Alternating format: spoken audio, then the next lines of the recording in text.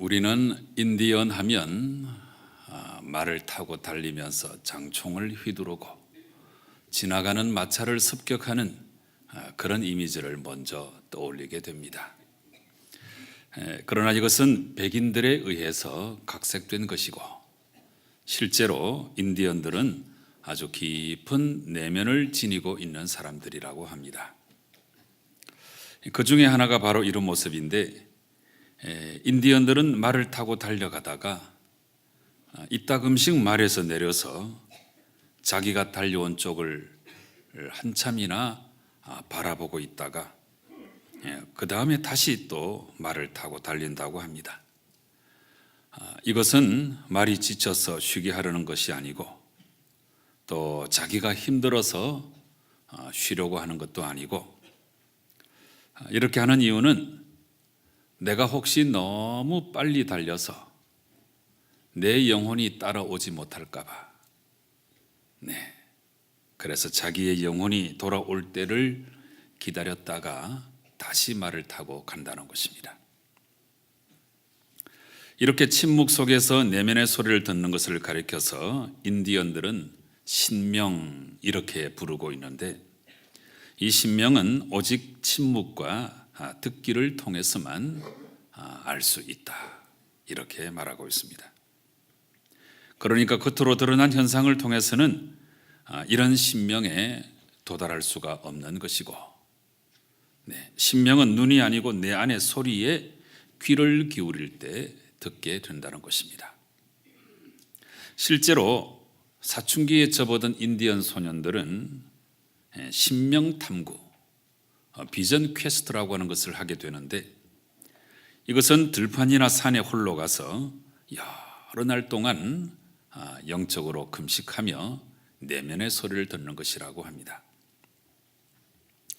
여러분, 이런 이야기를 들으면 아차, 또 아하 하는 그런 느낌을 갖게 되지 않습니까? 오늘날 현대인들은 너무나 바쁘게 살아가고 있는데, 그런데 그것도 무엇을 위한 바쁨인지 이유도 없이 목적도 없이 그저 그 바쁨 속에 몸을 던지고 사는 것이 오늘날 현대인의 모습이 아닌가 생각합니다. 그런데 이런 인디안들의 이야기를 듣게 되면 우리 마음속에 아차, 아하 하는 느낌을 갖게 되고, 또 나 자신을 돌아보는 귀한 기회가 될 수 있는 것입니다. 여러분, 오늘은 2019년도 1월 마지막 주일입니다. 송구영신 예배를 드리고 힘차게 한 해를 시작한 것이 엊그제 같은데 벌써 한 달이 후딱 지나가 버렸습니다.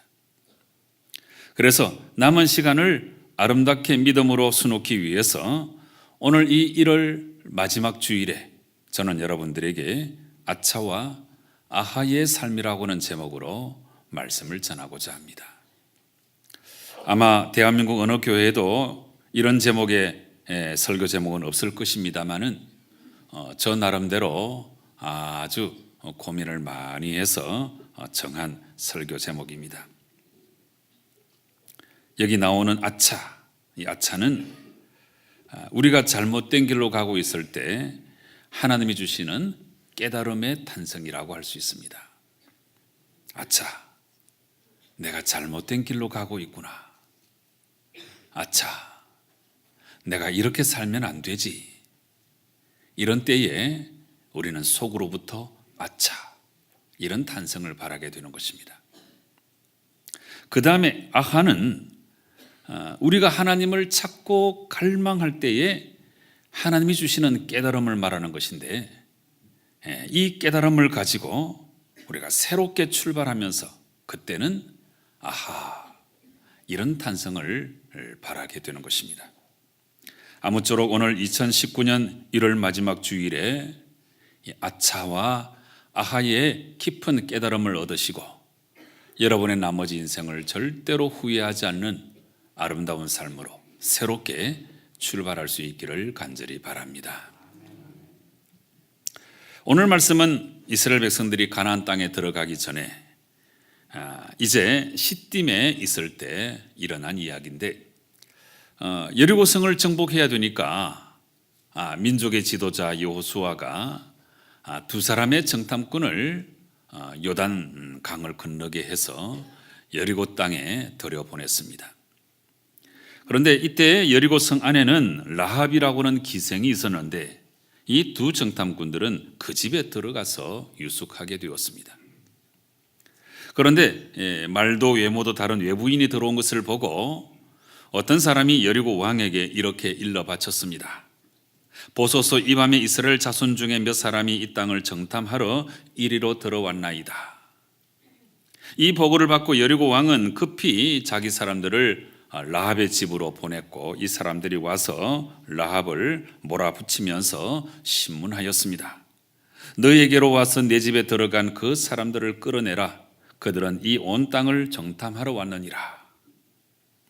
그러니까 여리고 왕이 보낸 군사들은 이제 모든 것을 다 알고 있다고 으름장을 놓으면서 이 기생 라합으로 하여금 솔직히 말해서 빨리 그 사람들을 내어놓으라고 재촉하고 있는 것입니다. 그런데 이런 위협 속에서도 기생 라합은 결코 주눅들지 아니하고 아주 크게 기지를 발휘하였습니다. 라합은 그들이 오기 전에 이미 이스라엘 정탐꾼 두 사람을 숨겨놓았었는데 이미 그들을 데리고 지붕 위에 올라가서 그 지붕에 버려놓은 3대, 즉 3줄기 속에 감추어 주었습니다.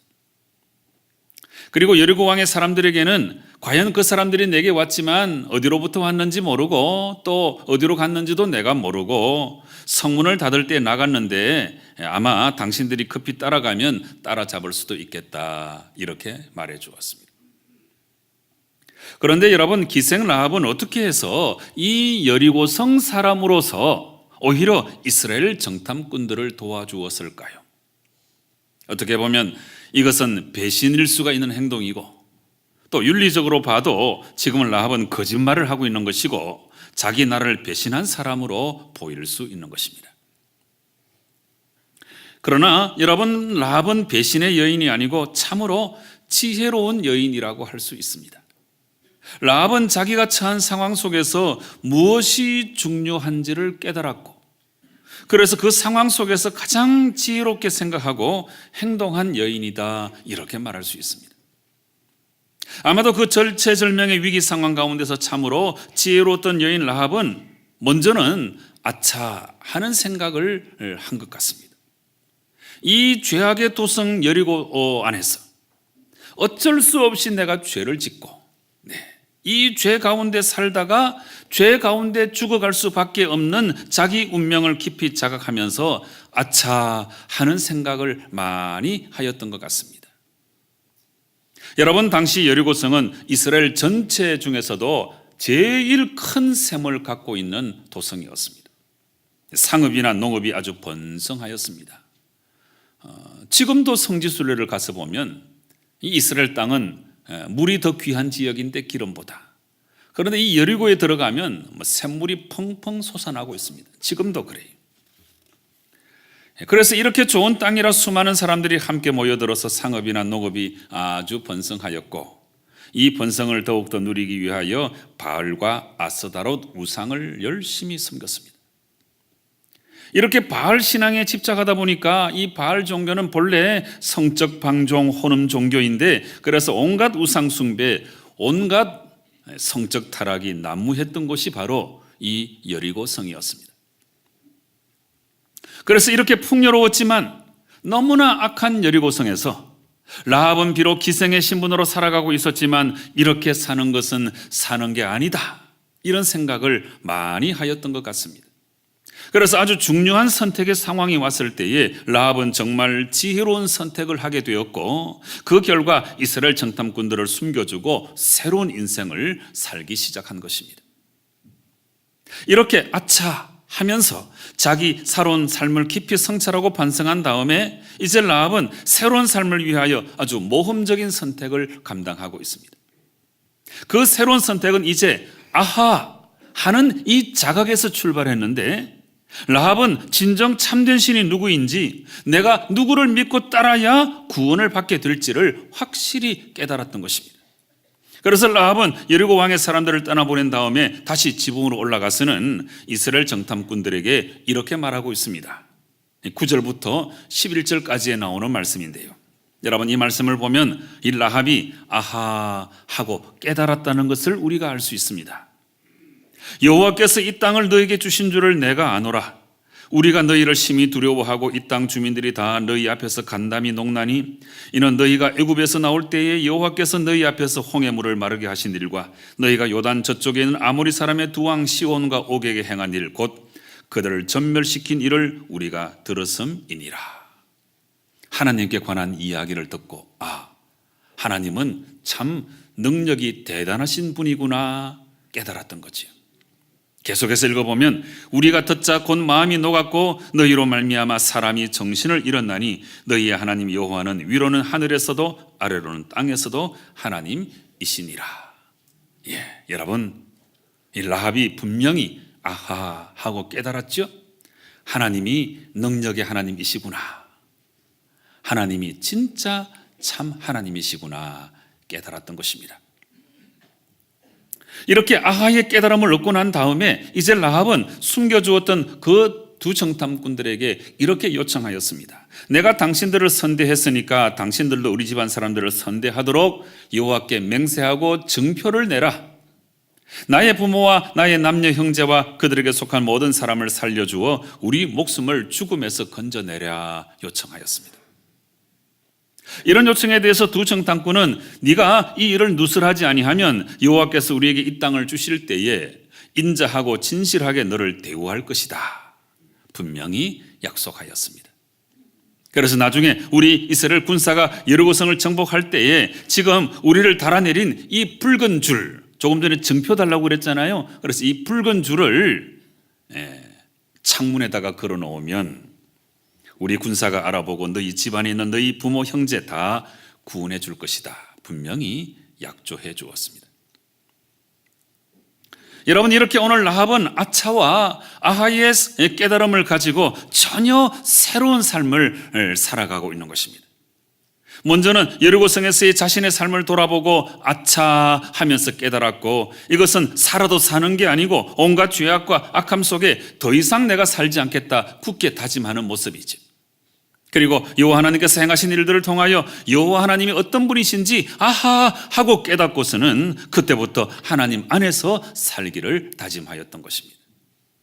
여러분, 라합이 이렇게 지난 날을 돌아보며 아차 하며 깨닫고 또 앞을 내다보면서 아하 하고 깨달았을 때에 이제 그의 인생 전체가 어떻게 진행되었습니까? 라합이 깨달은 대로 그리고 요청하고 바란 대로 이스라엘 백성들이 나중에 이 여리고성을 점령하였을 때 그 절체절명의 순간에 라합과 그의 가족들은 다 구원받게 되었습니다. 이 결과에 대해서 6장 25절은 이렇게 기록하고 있습니다.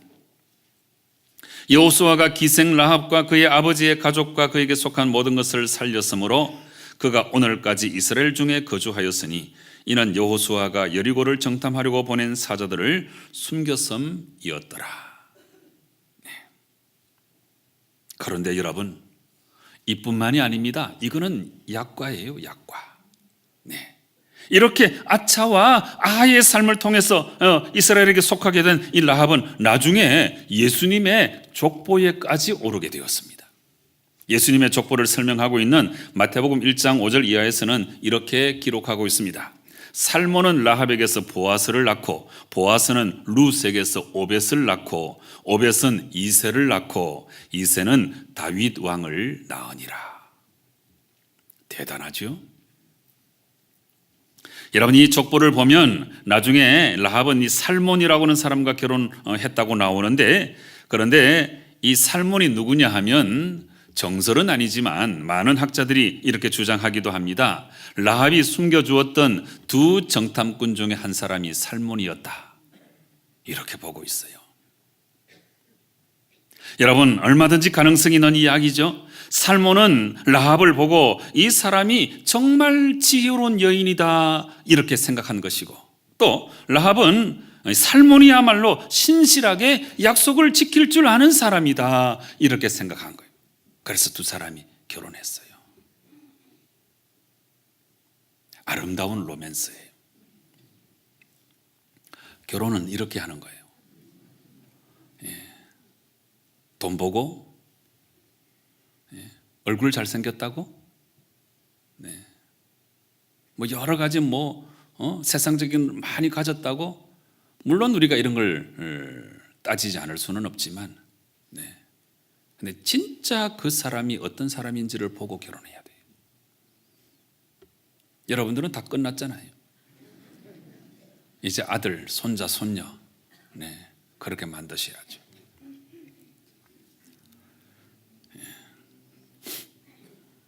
살아보면 사실 똑같죠. 얼마 전에 그 TV를 잠깐 보는데 가수 그 이효리 참 그 당찬 사람인 것 같아요. 그래서 뭐 라디오 스타인가 거기 나와서 이렇게 하는데 뭐 지금 남편하고 결혼한 거 후회하지 않냐 뭐 이런 질문을 짓궂게 하니까 아주 명언을 남기더라고요. 그놈이 그놈이다. 지금 배우자 마음에 안 들어가지고 다른 사람하고 살아보세요. 그놈이 그놈이에요. 한 2달 전인가? 2달도 안 됐네요. 1달 전쯤 되는데 전 세계 제일 부자가 누군 줄 아세요? 이름은 기억 못 하는데 아마존닷컴 그 CEO예요. 근데 1달 전에 이혼했어요. 재산이 뭐 170조라고 그러던가. 근데 이거 둘로 나눠 보세요. 그래도 여전히 세계 몇 등 하는 거예요. 근데 그 사람들이 헤어지면서 우리는 헤어져도 친구처럼 잘 지낼 것이다. 막 이렇게 언론에 흘리고 그러는데, 근데 그 속마음은 그렇지가 않아요. 새 사람과 한번 살아보고 싶다 이거지요. 근데 그 사람들이 이효리의 명언을 알았어야 돼요. 그놈이 그놈이다. 똑같아요. 새 사람하고 살아보세요. 또 똑같지. 근데 오늘 이 결혼은 참 아름다운 결혼이죠. 아름다운 로맨스입니다. 여러분, 이 마태복음에 나오는 예수님의 족보는 다 남성 중심으로 다윗 가문을 설명하고 있는데 이 족보에도 5명의 여인들이 등장하고 있습니다. 다 웃기는 사람들이에요. 첫째는 유다의 며느리였지만 유다와 결혼한 다말. 둘째는 오늘 본문에 나오는 기생 라합. 셋째는 이방 여인으로서 보아스와 결혼한 룻. 넷째는 우리아의 아내였지만 다윗과 결혼한 바세바. 다섯째는 예수님의 어머니 마리아. 이렇게 5명이. 그런데 이 남성 중심의 족보에 이방 여인으로서, 그것도 기생으로서 라합은 당당히 그의 이름을 올리고 있고, 이 라합이 그 훌륭한 보아스를 낳았고, 보아스 알죠? 룻기에 나오는 보아스. 대단한 사람이죠. 이 라합이 그 훌륭한 보아스를 낳았고 그 3대 뒤로 다윗이 태어났고, 이 족보의 끝에 우리 예수님이 탄생하셨으니까 참으로 놀랍게도 라합은 메시아의 족보에 오른 위대한 인물이 되었다는 사실입니다. 여러분, 참으로 놀랍지 않습니까?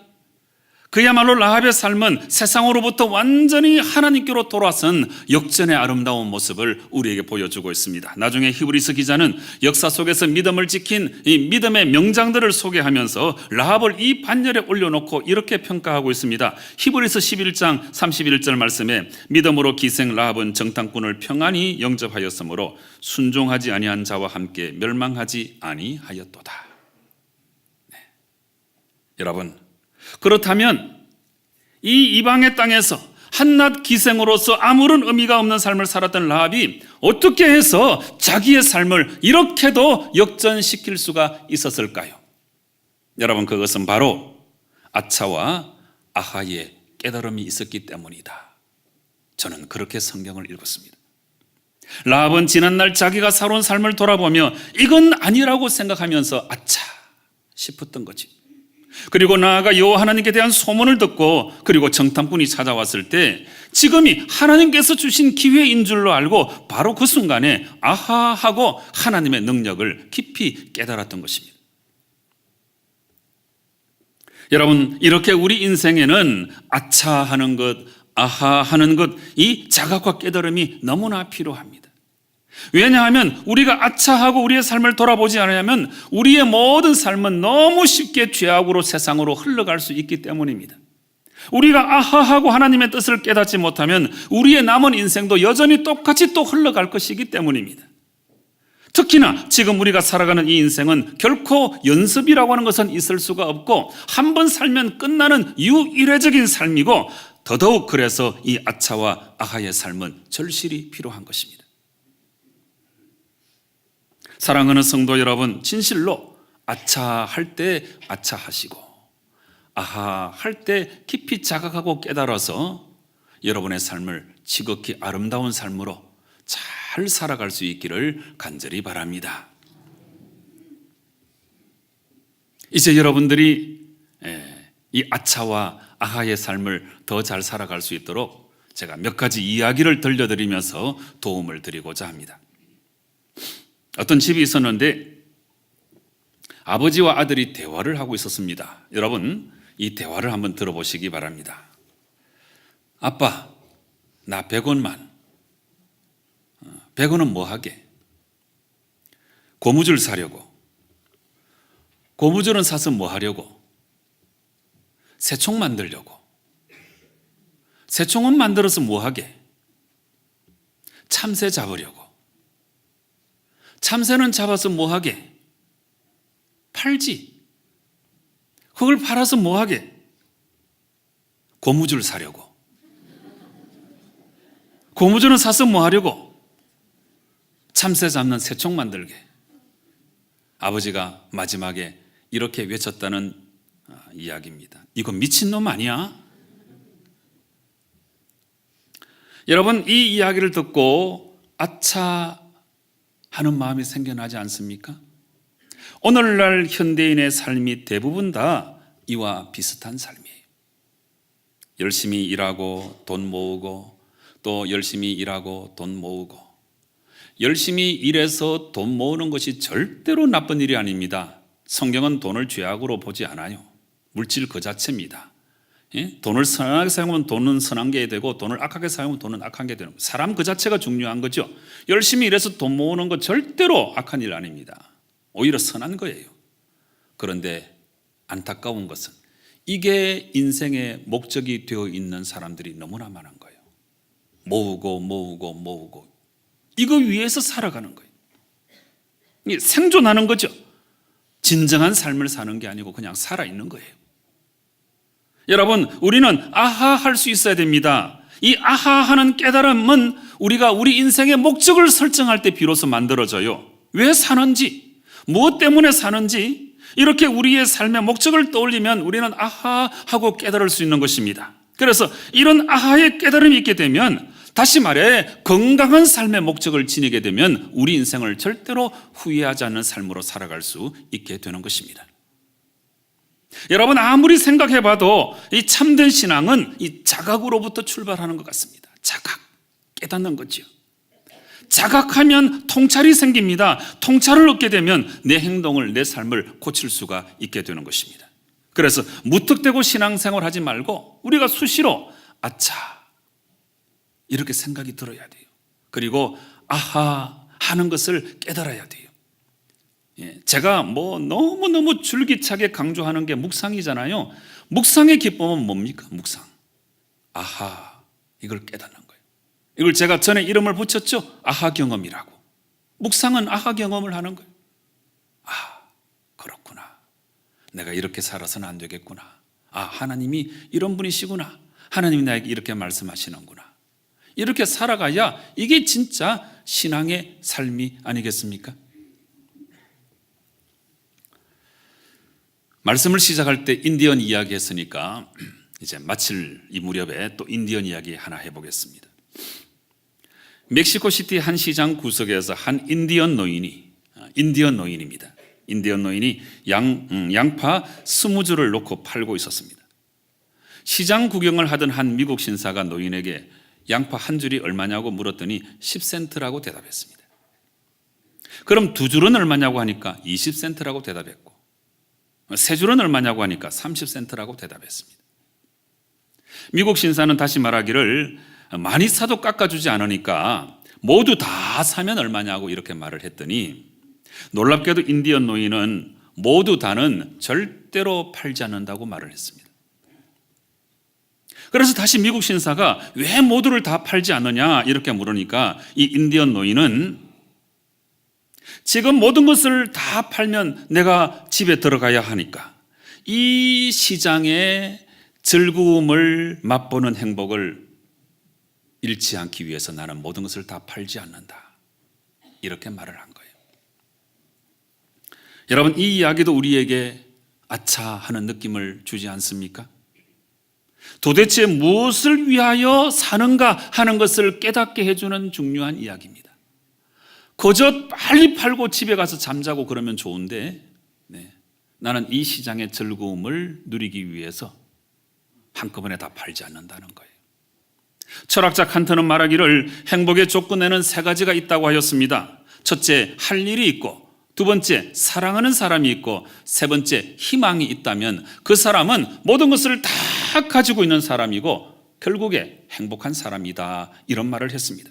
그런데 오늘날 현대인들은 너무나 많은 것을 갖고 있으면서도 그것을 전혀 누리지를 못하고, 누리지 못하니까 감사하지도 못하고, 감사하지 못하니까 원망과 불평과 불신 속에 살아간다는 것입니다.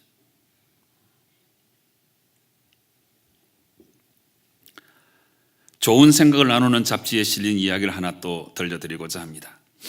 한 청년이 막노동으로 생활비와 검정고시 학원비를 벌던 시절에 밥값이 없어서 저녁을 거의 굶을 때가 많았습니다. 어느 날 저녁 학원에서 집으로 돌아가는데 주머니에 달랑 400원 있는 거예요. 매일 집으로 가는 길목의 포장마차에 들려서 오뎅 하나 사 먹고 국물을 10번이나 떠 마셨어요. 이 모습이 안쓰러웠던지 주인 아주머니가 오뎅을 10개나 주면서 어차피 퉁퉁 불어서 팔지도 못하니까 그냥 먹어요 말해줬어요. 이 소리에 막 허겁지겁 먹는데 그냥 눈에서 눈물이 그렁그렁 맺힌 거예요. 그 후에도 이 퉁퉁 불어버린 오뎅을 자주 얻어먹곤 하였습니다. 그때마다 청년은 아주머니께 나중에 능력이 생기면 꼭 갚아드리겠다고 말하였고, 이후에 군대를 제대하고 대학교도 졸업하고 운 좋게도 좋은 기업의 인사과에 취직을 하게 되었습니다. 6년 후에 이 청년이 열심히 살다가 갑자기 생각이 난 거예요. 아차 싶었던 거지요. 그래서 이 포장마차가 아직도 그곳에 있을까 싶어 찾아가 보았는데 여전히 그 아주머니가 장사를 하고 있었습니다. 그런데 이 아주머니 옆에는 아들이 함께 있었는데 다리를 심하게 저는 뇌성마비 장애인이었습니다. 장애인이라 마땅한 취직 자리가 없어서 안타까운 아주머니가 너무 안쓰럽게 보였습니다. 그런데 마침 이 청년의 회사는 장애인을 전문으로 채용하는 사회적 기업이었고, 급여는 많지 않았지만 58세까지 정년이 보장되고 학자금도 보장되는 그런 회사였습니다. 청년은 당장 회사 부장님을 찾아가서 자초지종을 이야기했고, 이야기를 다 들은 부장님은 흔쾌히 승낙을 해 주었고, 그래서 그 아주머니의 아들은 그 회사에 채용이 됐습니다. 아들이 채용되자 아주머니는 눈물을 흘리며 청년에게 이 은혜를 어떻게 다 갚지요? 이렇게 말을 했고, 이때 청년은 제가 먼저 빚졌잖아요. 갚았을 뿐입니다. 이렇게 대답을 했습니다. 여러분, 보잘것없는 나의 도움이 누구에게는 몇백 배의 가치로 나타날 수가 있고, 오뎅 국물 한 그릇도 이렇게 사람을 살릴 수도 있다는 사실입니다. 아차 하는 마음이 들지 않으십니까? 아하 하는 마음이 들지 않으십니까? 나는 너무 이기적이지 않은가? 나는 너무 자기 자신만을 생각하며 사는 것은 아닌가? 조금만 사랑 베풀면 그 사람이 살아날 수도 있는데, 이런 사랑을 베풀지 못하고 그냥 허겁지겁 나 자신만을 위하여 살고 있는 것은 아닌가? 아차 하는 생각이 들지 않으십니까? 저는 죽음학을 연구한 사람인데 죽음의 시조, 정신과 의사 여자분입니다. 엘리자베스 퀴블러-로스라고 하는 이분이 죽음에 직면한 사람들 수백 명을 조사를 했어요. 시카고 신학대학교 학생들 동원해가지고 어떤 과정을 거치는지 이렇게 연구를 해서 죽음에 관하여 이런 책을 썼는데, 이 책이 센세이션을 불러일으키고 타나톨로지라고 하는 죽음학이 이제 발전하기 시작했죠. 죽음학의 시조인데 이분이 이런 말을 한 적이 있습니다. 생의 마지막 순간에 간절히 원하게 될 것, 그것을 지금 하라. 살고 사랑하고 웃으라. 이것이 우리가 이곳에 존재하는 이유이다. 지금 이 순간 가슴 뛰는 삶을 살지 못한다면 우리는 아무것도 아니다. 사랑하는 성도 여러분, 아차 하면서 나의 지난 모습을 깨닫고 아하 하면서 나를 향하신 하나님의 뜻을 깨달아서 정말 가슴 뛰는 삶을 살아야 하지 않겠습니까? 아차 아하 하는 삶이 없으면 그냥 그렇게 살다가 그냥 그렇게 죽는 거예요. 여전히 이기적인 모습으로만 살아가는 거예요. 여전히 세상 사람들에게 상처 주며 교만한 모습으로 살아가는 거예요. 오늘 라합은 아차 하면서 자기의 지난날의 삶을 깨달았고 아하 하면서 능력의 하나님을 붙들었습니다. 여러분도 아차와 아하의 삶을 통하여서 깊은 자각과 통찰을 가지고 나머지 인생을 정말 아름답게 절대로 후회하지 않는 삶을 살아가시는 성도 여러분 되시기를 주님 이름으로 축원합니다. 기도하시겠습니다. 아버지 하나님 감사합니다. 아차와 아하의 삶이 있어야, 이렇게 깨닫고 자각하는 삶이 있어야 내가 삶을 고치고 더 아름답게 살아갈 수 있다는 말씀을 나누게 하시니 참 감사합니다. 라합이 아차와 아하의 삶을 통하여 이방인으로서 기생으로서 살아가던 그 인생이 예수님의 족보에까지 오르는 위대한 인생이 된 것을 우리가 기억하고, 나도 내 인생 아차하며 모든 것을 반성하고 아하하며 하나님의 뜻을 깨달아서 지금부터 전혀 새로운 삶을 살아가는 저희들 되게 역사하여 주시옵소서. 예수님의 이름으로 기도드리옵나이다. 아멘.